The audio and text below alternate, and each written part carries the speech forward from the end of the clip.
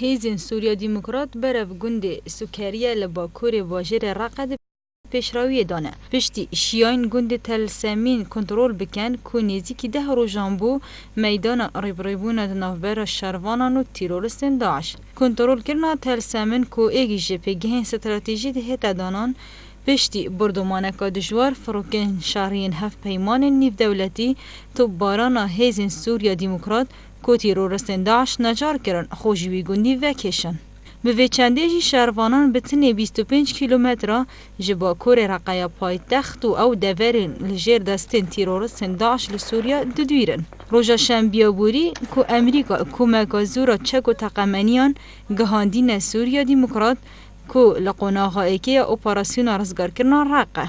جلوی کدی و یکینه یا پارستنا گل یه پکه آماجه بوی چنده دا پشتی شروپک دادانا دگل تیرورستن داعش لدورو برین بندا و تشرین 9 تیرورستن داعش هاتینه کشتن.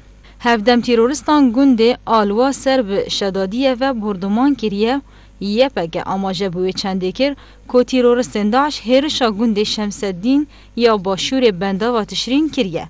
اود انجام دا شهروانان هرشن وان تکش کاندن و 9 تیرورستن داعش کشتن و کلخین 4 دیل دستن شهروانان دانه. جلوی کدی و تیرورستن داعش گنده سنور عفرین بردمان کرن بله چه زانیاری لسروی بردمانه آشکرانه کرینه.